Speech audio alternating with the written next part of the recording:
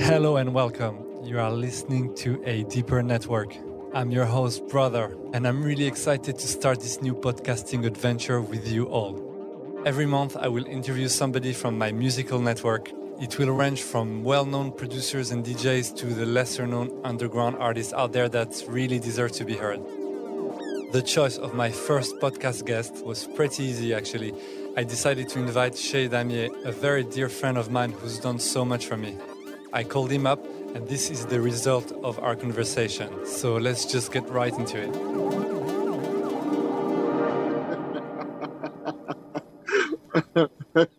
I just had to mention, but carry on. It's your show. What do you have? Tell me something. There's something I'm really interested about is your relationship with France. And you and I, we've had an amazing relationship. I think now 12 years, something like that. I mean, man, time flies. But I don't know if many people know that you actually lived in France in the mid-90s. And can you tell me about how that happened and why? You know, to be quite honest with you, man, even still today, as I discovering new areas and new people in France right now, and why the question becomes why I spend so much time in France. Well, first of all, you have to understand this. Coming from America and being American black men, you know, the world was painted in such a chaotic perspective that most of us grew up without identity. And one of the things that I like to always point out to people when they begin to see, you know, the gang members, when they begin to see the murder and all these race like this, what they don't realize is that there was a blueprint set up for us to be either dead, in jail, or on drugs by age of 12. So when you have a blueprint set up like that for you as a human being, the future looks bleak. But that was a 1% exception. So being the 1% exception, once I started to travel, I began to see, and I would read Marcus Garvey, read books about people who had been to Jerusalem or to Mecca, you know, at different parts of the world, and, you know, like how, you know, the Josephine Baker story, you know, the jazz, Miles Davis, and all of the jazz greats who were also dealing with racism here in this world, in this country here, that would go to places like France and be welcome. And so I could never understand that, actually. And then I was spending time in my first early years traveling to Germany. Germany, I think Germany was probably one of the first places. For Germany and England were the first places I started to travel outside of the U.S. And so when I started to go to England, I understood that there was, you know, other people of color there, which made me feel really kind of cool, you know, because I didn't understand how that worked and why I was the only Black American on the plane for like 15 years. I still couldn't figure that one out. But anyway, it made sense afterwards. So anyway, so I started going to Germany. I was going to parts of Germany I had never ever, still today, I've never been back, but just so many places in Germany. And I was just always, you know, just the fear of the Hitler was always in me. Skinheads were always a fear for me, you know, traveling like this. And then I went to Paris. And when I went to Paris and I began to see the multi-ethnicity there, it changed my whole life. And then I began to be able to relate to the Josephine Bakers and the Nina Simones and what year was that? This was like 1993. So it was for a gig, right? Yes, actually, yeah, 1992 actually. And was that at the Rex that you played? No, that wasn't the first time. This little guy's his name was Samir. This little Indian guy actually, French Indian guy actually, who booked a gig there for me, and I just had no clue. Anyway, never got paid. That was a whole nother tragedy to it. But I met some great friends as a result of it.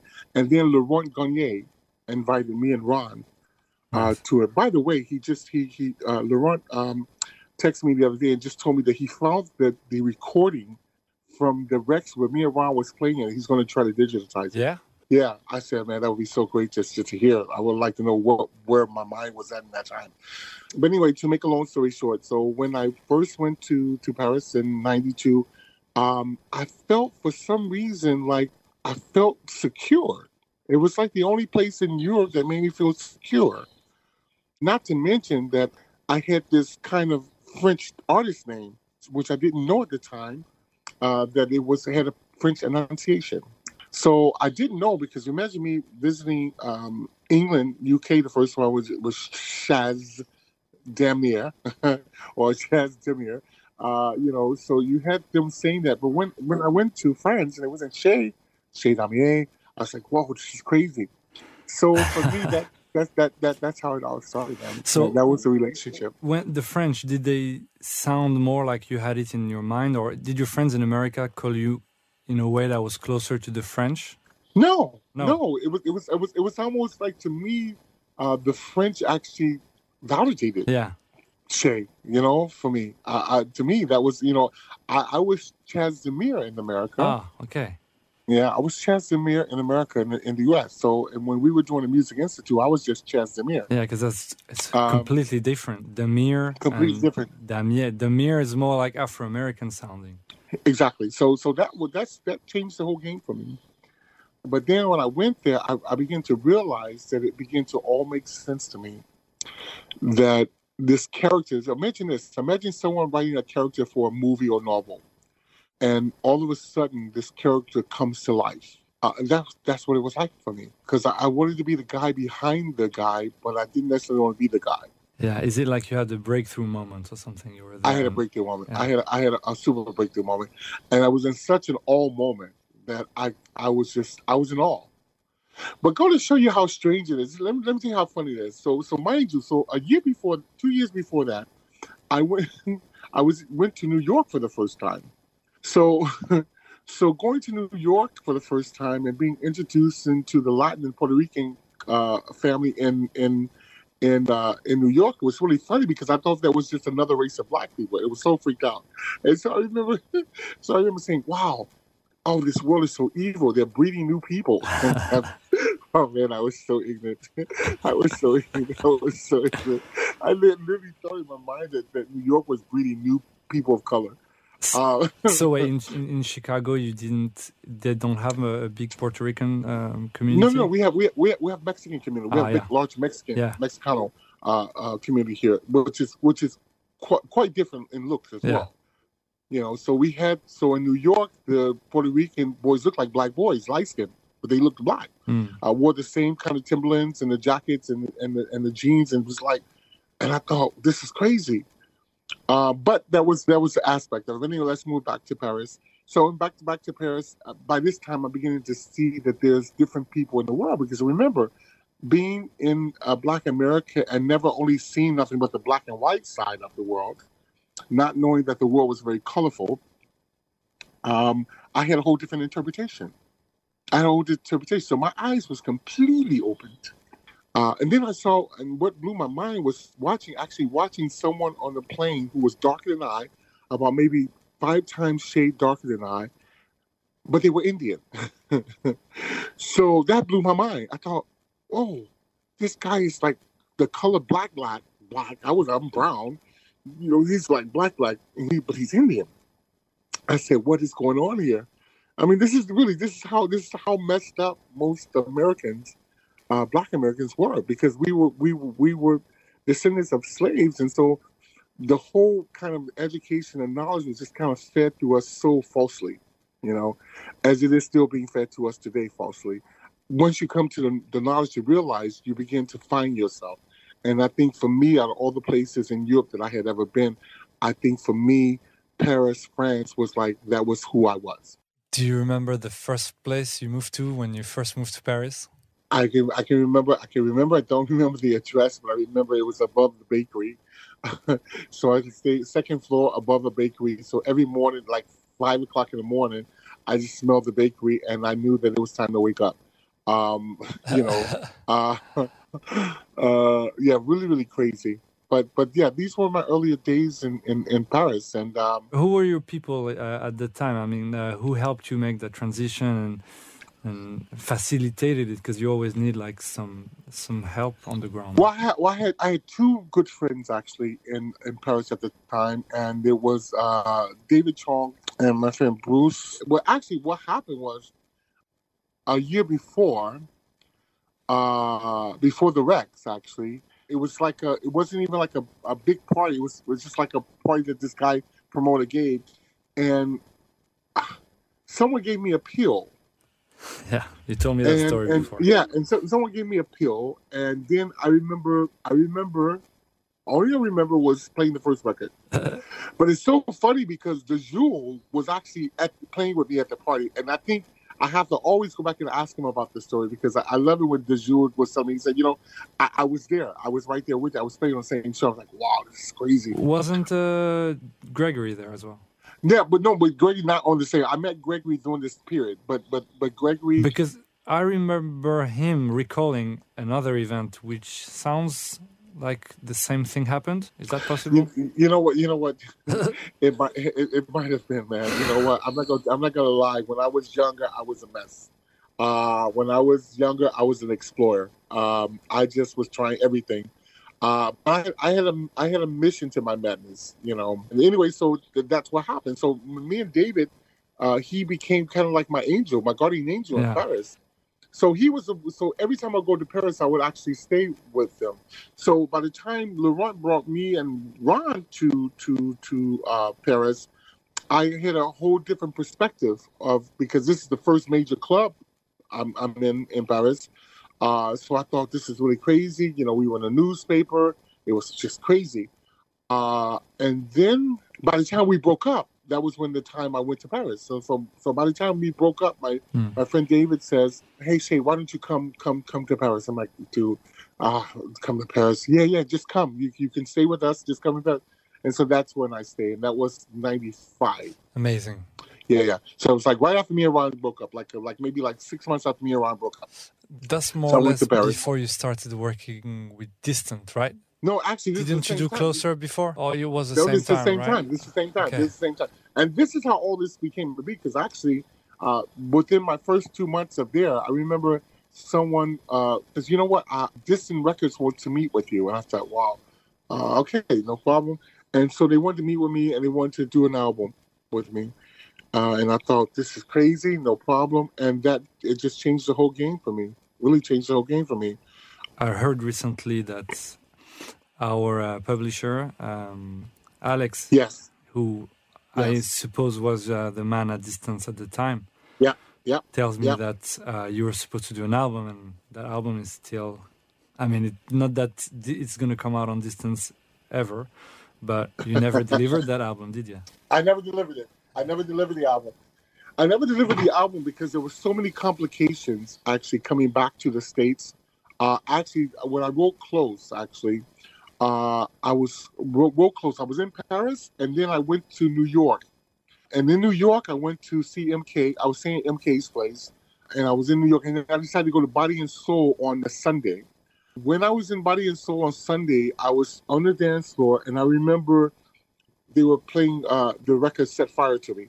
I remember immediately after the set going back and writing Close.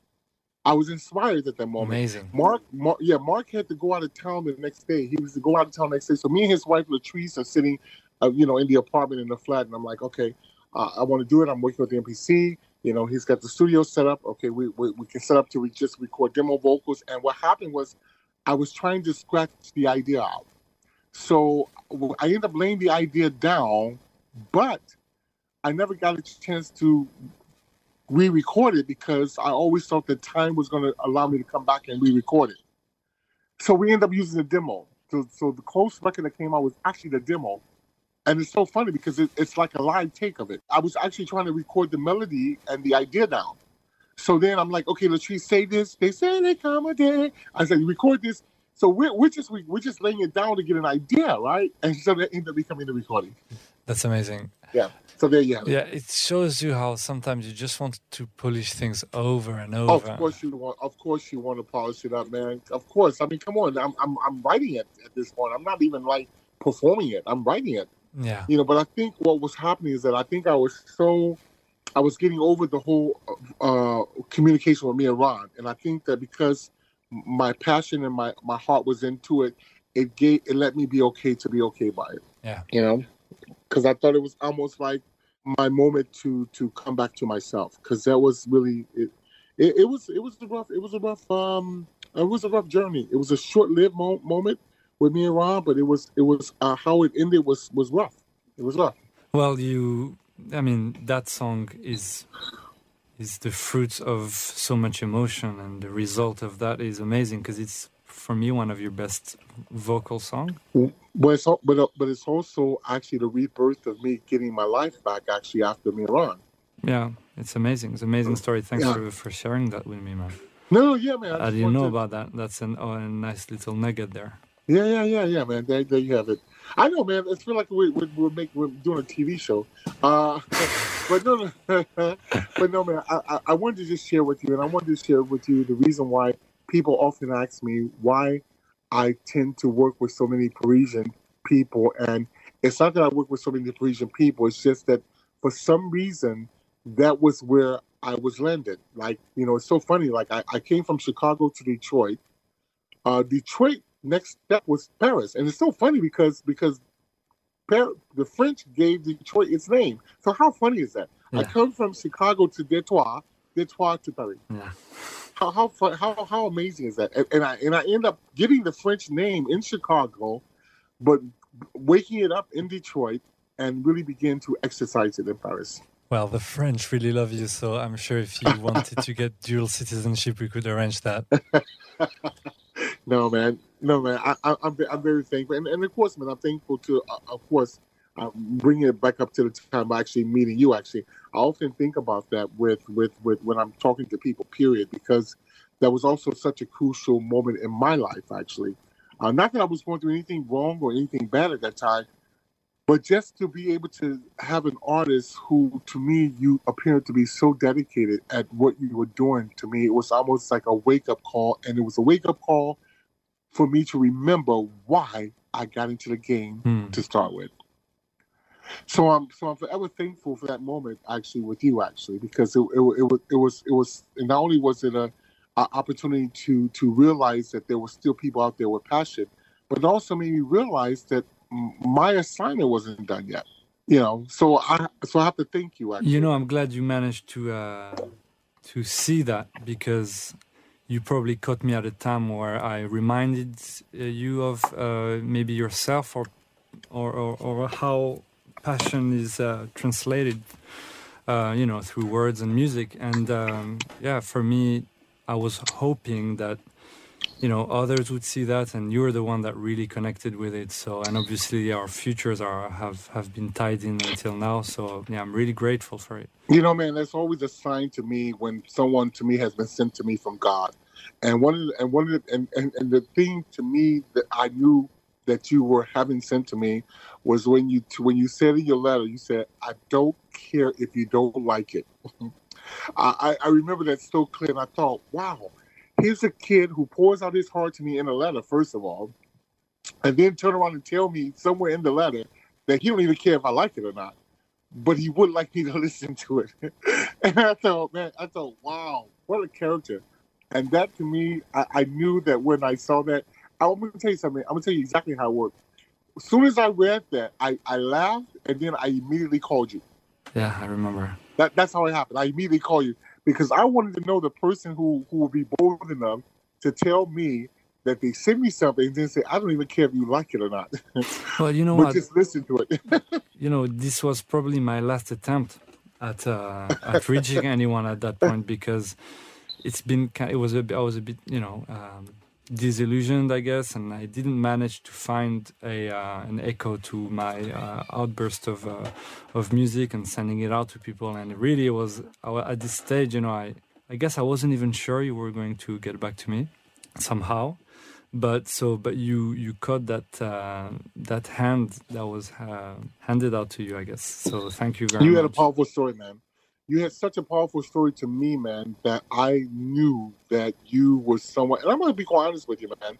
I don't know about for most people who's heard your stuff for the first time, But I remember for this one moment of when I was listening to your demo, I was completely there. I was like I was living there. I was living in that moment right there. And I thought, this is amazing. And it was almost like inspiration. It was almost like, where's this guy from? It was almost like you took me in a time warp, but yet you were somewhere new. I was really, really inspired, man. I was really, really inspired, and enough to make me inspired enough to go after you.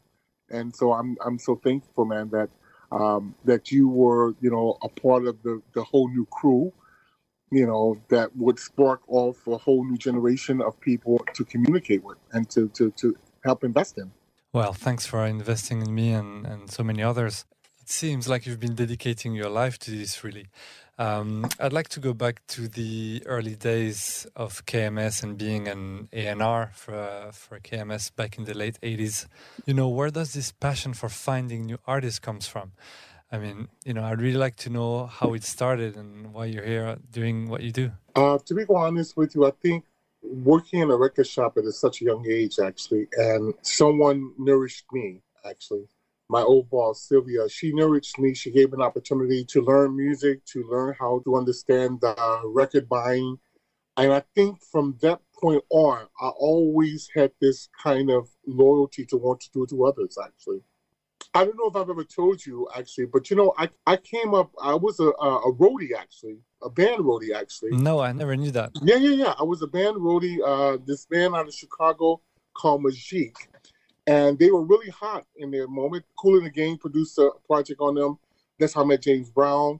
I was in the studio with Kool and the Gang. Wow. They would play for, all the big guys who came into Chicago nightclubs that didn't have a backing band. It was really a good experience, actually, to be with these guys. Also, we were rehearsing at Screaming Rachel's warehouse, which is so funny because I met her way before the house scene, actually. I met Screaming Rachel in 15 years old, 14 years old. And it's so funny because she was the owner. And I remember her walking around in this warehouse, like she owned the warehouse. And it was about 30 rooms in the warehouse. It was just like different rock bands. It was a rehearsal space, right on Lake Street. And I didn't find it out till 20 years later almost, that when she started talking about Track Records and being co-owner of the catalog of Track Records, I know her. I know her. It's so crazy. Such a small world. Yeah, but that's why I was so having that kind of early kind of inspiration. I think being a roadie and just being traveling with these guys on the road doing a lot of local stuff in Chicago. By the time I was asked from Calvin Saunderson to do AR for his label KMS Records, it just made sense. It wasn't even something that I was prepared for. I was trained for. It just simply made sense. So and it's not even like I look for new people. It's just there's always somewhat new kid that shows up, and I always think, okay, I'm supposed to be with them, So that's how I see it. So were you already an artist when you started signing other people working at KMS? Yeah, I was. I had just done. We just done the first record, which I'm sometimes ashamed of, but I'm very thankful of because I remember just a matter of time on the Techno One album. And actually, it was a big record in Detroit, which is amazing to me, actually. And so I had a lot of local fans there. It was crazy. But yeah, we just recorded a matter of time. And that's how it all kind of came to be, because when I was looking at this guy named Ed, and he went to Calvin, see if he wanted to do the project. Calvin was just signed the deal to do Inner City, and he wanted to do the first Techno One album. And he said, I want to put this project on the album. Then I remember going into the studio with Juan Atkins, because Juan Atkins mixed the first one, and Eddie Folks. So Eddie Folks was my engineer, and Juan Atkins was the mixer. So just kind of having exposure to these guys early on in the game before anyone, actually, it was really amazing, actually. But I knew even then, I was in the studio with them before I met Mark Kitchen. And by the time I met Mark Kitchen's 17. It's so funny. Kai Alce found the tape last night. He called me, and, we had an opportunity to do a remix on Lisa Stansfield, This Is the Right Time, me and Mark Kitchen. So we got a call from London saying, do you want to remix the Inner City, Do You Love What You Feel? We were under the group called Power 41. And so I said, yeah. So I remember listening to this record, Been Around the World, which was getting a lot of airplay on the radio in the States. And so when they called, they said, well, we have this artist, would you cold cut? Would you want to do you and Mark want to do a Power 41 mix on it? I said, "Oh, sure, no problem." Man, I got the tape, and it was "This Is the Right Time." Lisa Stanfield vocals on, and I remember crying, literally crying, because I loved her voice so much. I remember crying in such excitement. Anyway, they didn't end up using the mix, so there you have it. So to this day, these tracks are still unreleased, right? Yeah. And Kai's got the masters. No. Kai has a couple of other passes that me and Mark did. Okay. But I would love to find somebody with the mix that we did, you know.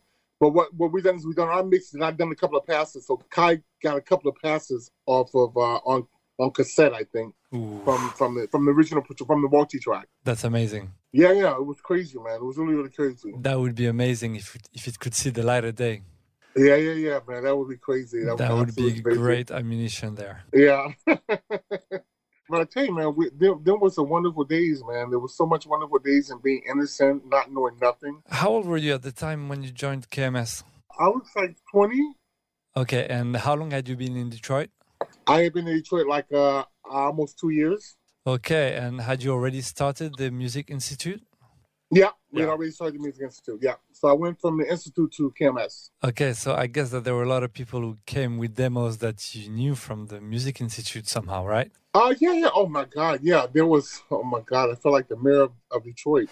Yeah, there was, wow, my God. There was everyone from Carl Craig to Jeff Mills to, I mean, everyone. Honestly, I would be like I was sitting at the desk, actually. I would be like the one, like meeting with these guys like weekly. I mean, like they were always in my office, always like weekly. It was so crazy. Yeah, I remember all of that, man.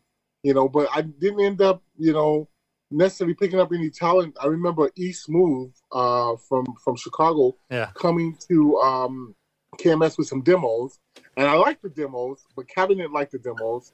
Then we didn't accept the demos, and then it was just pretty much focusing on in-house, like pretty much me and Mark. Me and Mark was the production team under Power 41, so that was pretty much kind of like the, you know, outside of Kevin, that was kind of like the in-house production, you know, team. And Martin Bonds, which was another guy that worked for us, he was our engineer. But that was it, man. But as relate to your questions of asking about the whole A&R and the developing of other artists, man, I think I've always just had this passion to want to invest in other people, period. You know, same thing with Ron. It was really crazy. Same thing with Ron Trent. It was no different. We met on a Wednesday. I think I invited him to Detroit on a Friday. I think we were in New York that Saturday. It went so fast, man. It went so fast. It went from me meeting him in Chicago for a few days, me inviting him to Detroit, taking him to New York from Detroit, coming back to Detroit, writing "Do You Want to Be My Friend" and "Choice," and then like staying there for about 2 weeks, coming back to Chicago. Hold up. When you write "The Choice," how long had you known Ron for? We hadn't known each other like not even like 3 weeks. Really? Yeah. That's mad. Yeah, it's crazy. It's crazy. Really, really crazy. That's crazy because, you know, somehow The Choice really like captures the sound of Chez and Trent, you know? And it's crazy that, you know, in just 3 weeks, you pretty much laid out the sound, the blueprint of what was to come in the next few years. Yeah. That's crazy, right? Yeah. But I also think it was us going to New York. I think me taking Ron to New York, I think was probably like one of the, and it's so funny because picture this.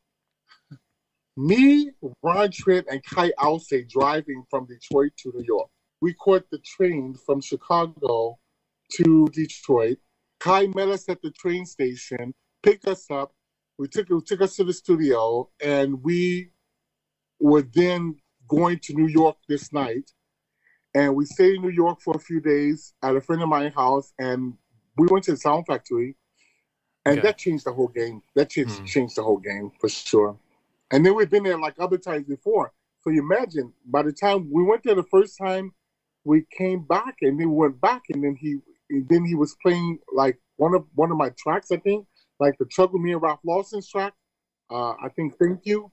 And that was like mind blowing. It was like we were so hooked. We were so hooked, man. We were so hooked. It's actually exciting just to talk about the moment.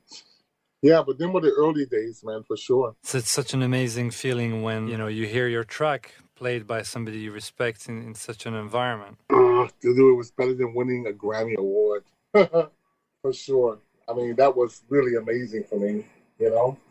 But it was also pretty good. It was the same way for Can You Feel It, though. Can You Feel It was amazing as well. But you know what was funny about all of this, man, is that, you know, it was such a journey. I moved to New York in 91, the same time Can You Feel It came out. I moved there the same time, and then Never Knew Love came behind it, and then 049 came behind that.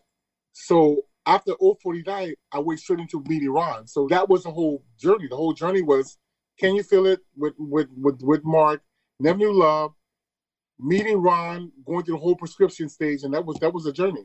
Did you live with Ron in Detroit? Yeah, we had an apartment. We took on a loft. Yeah, we took a loft apartment together. Okay, let me step back a second. What year was it when you moved to Detroit? 87.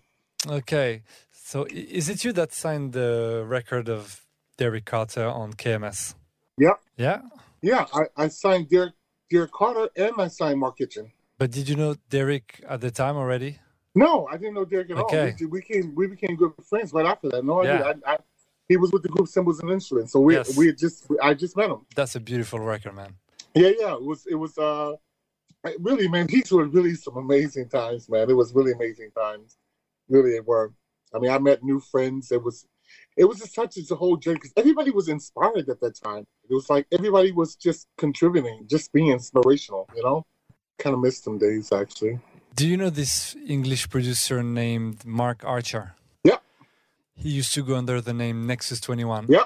And also in the UK, he used to have a pretty big duo called Alternate, which was massive during the whole rave, hardcore era. And I remember he posted some pictures from his trip to Detroit, and you're in those pictures, actually. Well, I was the one who actually got the vocalist, Donna Black, for the Still Life Keep Moving On for them.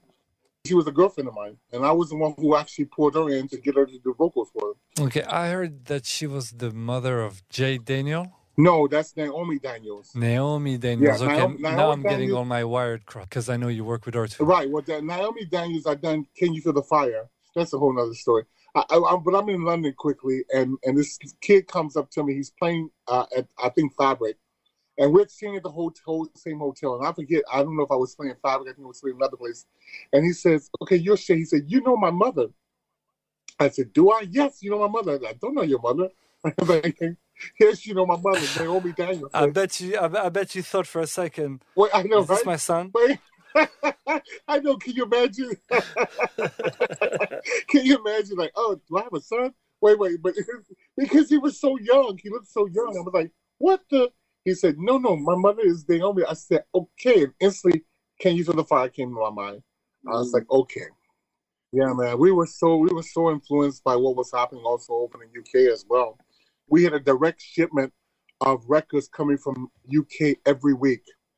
So we a box of records, like imagine like anywhere from 25 to 30 records a week coming from the record shop in London. So we just had a whole different perspective on music. Was there any artist that stood out of all these imports, that you were listening to and receiving? I love most of them, especially the ones that were major independents. Cool Tempo has some amazing stuff that came out. Joy Negro also was amazing coming out of there. So these were people who actually we were looking at. I thought it was really amazing.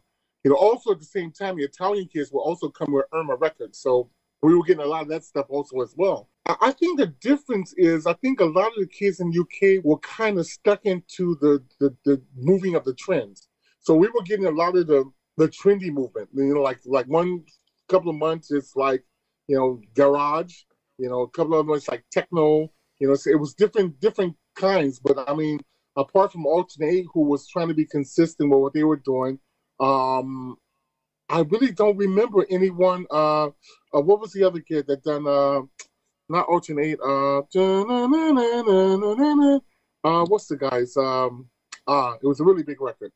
Is it Gerald Simpson? What's his name? A guy called Gerald. A guy called Gerald was also big for us because it was big for us actually in the Music Institute. So Acid was really big for us, and Voodoo Ray was big for us. So these were really two big records that were in the Institute. So what we were getting a lot of, but I also think because London was also the central headquarters for Europe as well. So I think we were getting kind of like everything, the melting pot. I think we were getting everything that was coming from every place. I mean, Kai will tell you, every time we had a DJ booth up in KMS, up in the room, a DJ booth. And we would just listen to records. I'm listening to all these new records. A lot of them were disposable now that I look back on today, but there was some, I'm sure, that stood the test of time. Tell me something, Chez. I think there's something that quite a lot of people would like to know, especially producers who have high hopes to get their music signed on a label that they really love. With your experience running labels, and what's the criteria that you're looking for that, is going to grab your attention and going to make you want to listen to more of that person's music? What is it? I think when it sounds different, when I can hear the passion in it, when I can hear the aggression in it, when I can hear the quality in it, for me. And I don't think that has ever changed with me. If it sounds like what everybody else is doing, it's not impressive to me. If it sounds like something that's in its own world, I really like this kind of stuff. And so I'm working with a kid out of Germany right now who I love his motivation. I love his passion. He has to learn sound quality, so he can pull a record out every day if he wanted to. I keep sending him back to the drawing board because I want him to understand that it's not how many records you can produce, but it's producing. I'd rather have 3 good ones than 20 okay ones. And so I think sometimes newer producers think because they're kicking them out, they're all great. And that's not necessarily so. And then some were doing really great jobs from the start. Some could probably kick out 15 of them. That's great at the start. But for most of them, I think they're still learning. And so they're very hungry and they're very motivated. But I think that they have to also slow their pace and start really listening to even the stuff they play and listen to, like I asked my artists that I deal with, I said, first of all, who do you see playing this? What time of the night do you hear this? And if you can't tell me them 2 things, then we have a problem. So you need to know, is it the beginning of the night, middle of the night, peak time of the night, or the closing of the night, or the after set? Nowadays, you have 4 options. If you can't see your music in any one of these slots, okay, then think about it, because that's just how the system is set up, whether it's chill music or whether it's dance music. Yeah. The second thing also, too, is that who do you see playing this? Who do you see playing it? So I think there's some theory that comes along with actually being able to be creative as well. But I think that a lot of artists have to realize that just because you have the resources to kick them out, don't mean that every track you kick out is going to be great. Yeah, I think we have more stuff that's okay than we should have out there. I think had the producer spent a little bit more time, he could have had something really amazing. Okay, so if I understand correctly, that producer in Germany, he hasn't released anything at the moment, right? Oh, yeah, he released one thing on Spotify, but again... Okay, yeah, but is it just the one thing? Yeah. Okay, so you're basically telling us that you're working with somebody that doesn't really have much music out at the moment. Right. But you're able to hear potential and work with him, right? Yeah, yes. So it's not about being established and having the perfect music from the start. Yet you have a way of interacting with somebody already and even perhaps preparing him for the next step. Yeah, well, that's what you do. It's almost like you keep sending them back to the drawing board because you know that there's greatness in them, but you want them to find it. You don't, it's almost like I can't give you the answer, although I see it clearly, what you could do. So I'll direct you, but I really want you to find it for yourself, because when you find it for yourself, that's your identity. That's your DNA. That's what makes you special, is when you find that. And then hopefully you hold on to it and you learn that that's a part of your ingredient. I agree, man. I like that because I also get sent, a lot of music. I always try to give as much feedback as I can when time allows.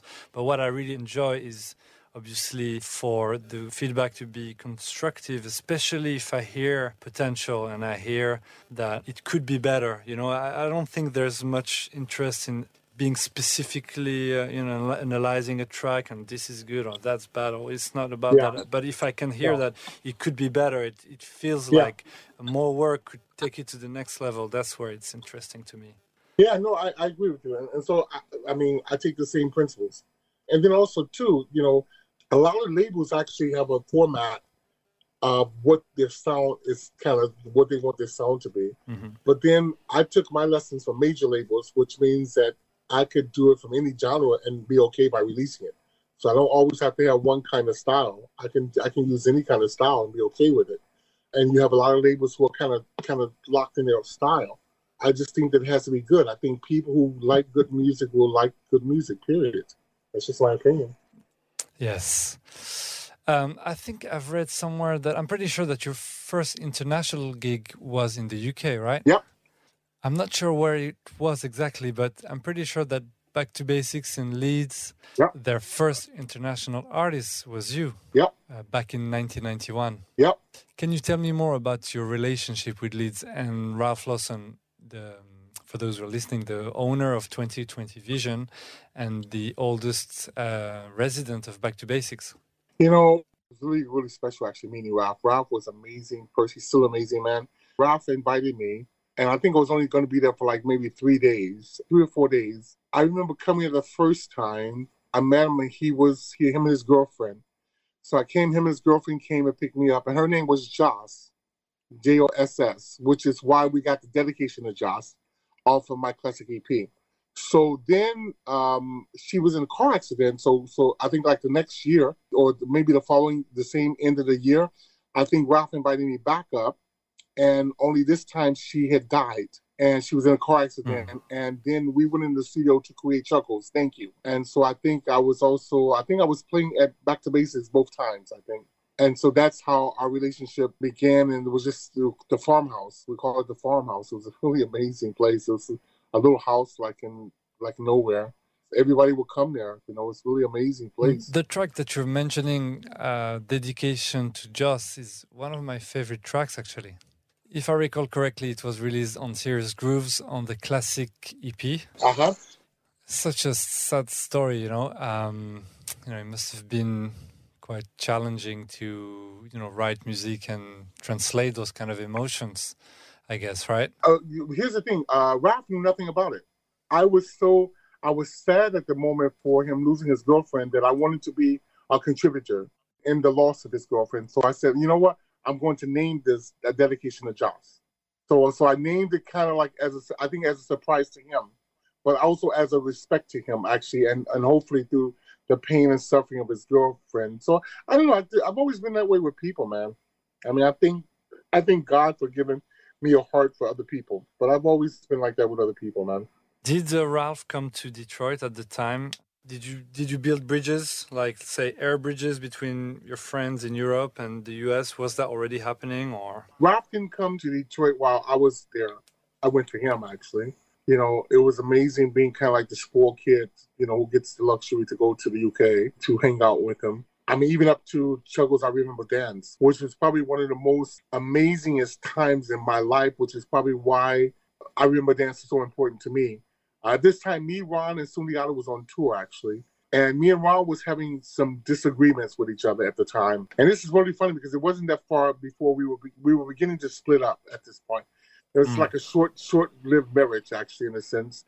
And I remember me and Ralph, going to his place after the gig and writing I Remember Dance. And I remember Ron coming in. I remember just bringing in my head the whole time. But it was just like, so much passion to not, be caught up into arguing with someone that I wanted to really, really focus in another energy area.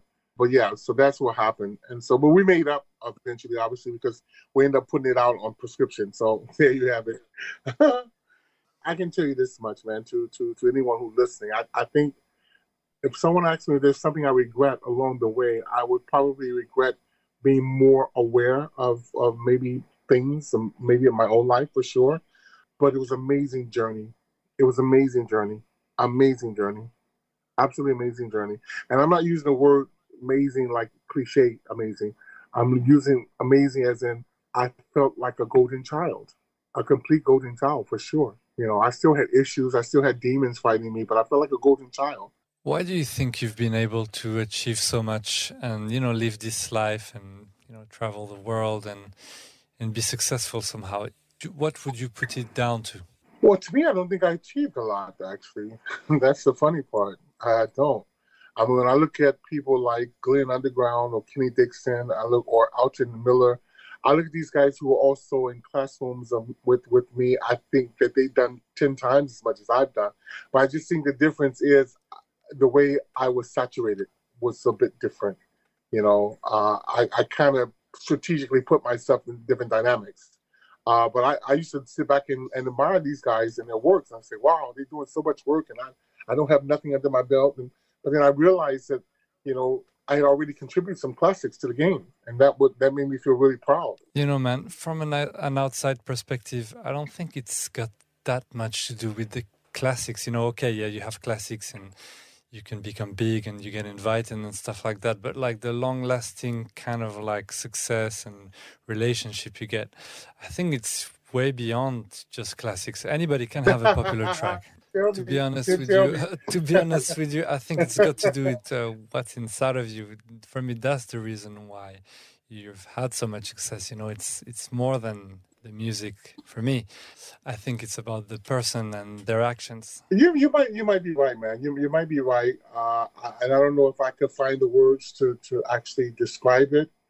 To be quite honest with you, but I think I've always tried to treat people right. I've always tried to do right to the best of my knowledge. And I always try to be a giver. And so I think that, you won't find too many people on earth who've had an unpleasant experience with me. And I'm not hyping myself at all, but that's just not how I was raised. I was just raised to be kind to other people and to treat people as you want to be treated yourself, So for me, it was just a whole different experience. And I think people also welcomed that as well, because it was kind of hard because, us Americans had this whole kind of, when people are stereotype against us, first of all. And then being Black American, you definitely had another stereotype against us. And then being from Chicago, you had another stereotype being from us. So I think when people would meet me, I think that I wasn't the typical stereotype. And so I think that was also probably contributors to why, people didn't mind inviting me back. Oh, wow, man. You're amazing. So that's why, I think obviously it's difficult to put into words. But you know what, man? There aren't many people that really care about people in our scene. And I don't mean people of our scene. I just mean like people in general. Oh, thank you. You're such a people's person, and if I've learned something from you, it's that, it's to respect the people around you. Thank you, brother. Thank you. That and, how to just treat people right. And obviously even our relationship, it's not just about the music, that's, there was so much more about why we connected. But yeah, overall, I think that if you have an attitude of you reap what you sow, things should, come back to you. Well, after this pandemic, I hope I do. I hope that I put out enough seeds out there to where I'll at least be able to either reinvent myself or come to another avenue. That's what I do hope, But then, hey, you just keep doing it. Who could ever know? Who could ever tell?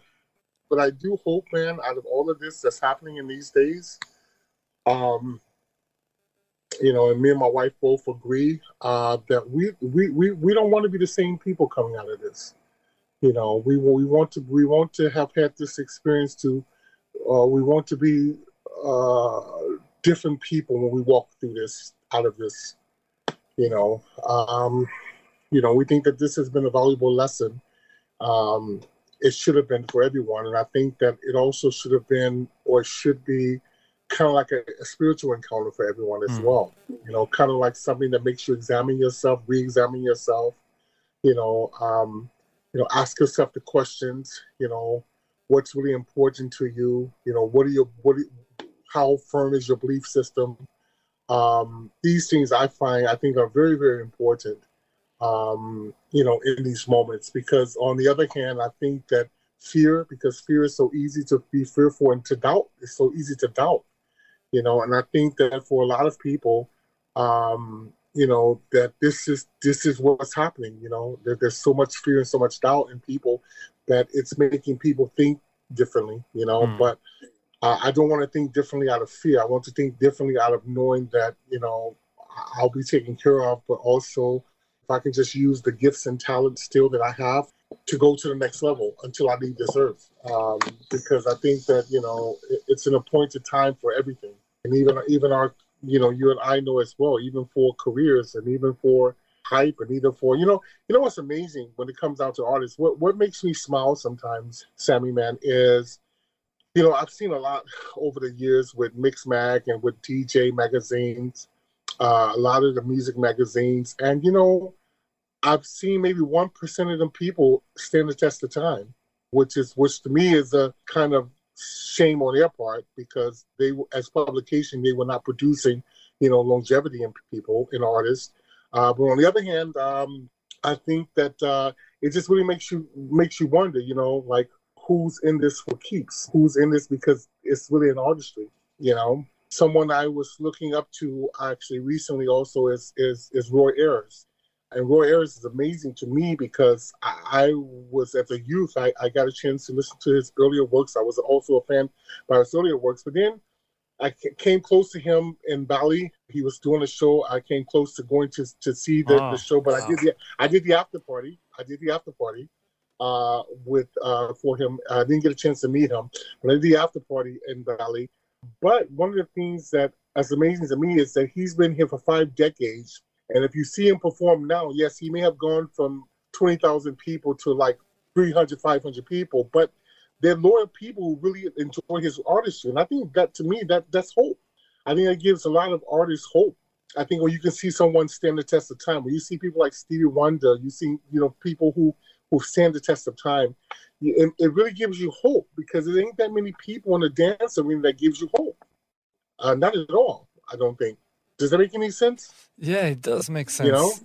But I find that it's kind of difficult sometimes to compare the music from the 60s, 70s, 80s and dance music, because back then there were, you had to play an instrument, you had to be a musician. I think it was more centered around the music and musicianship. So there was already some musical talent and understanding of music theory. On the other hand, dance music kind of tore down those walls, and suddenly you didn't really need to know all of that. I don't actually think you need all of that. That's the beauty of dance music. It's more the feeling and how you express yourselves on the machines. I agree.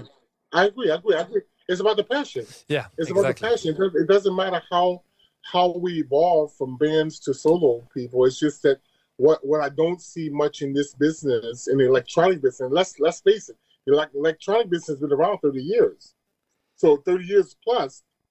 So in the 30 years of electronics being around, we've seen very few consistencies in terms of people to give you hope. Either they have changed the whole career, they changed the whole genre or whatever, and they move forward. But ain't that really many people holding the flag of saying, I come from this.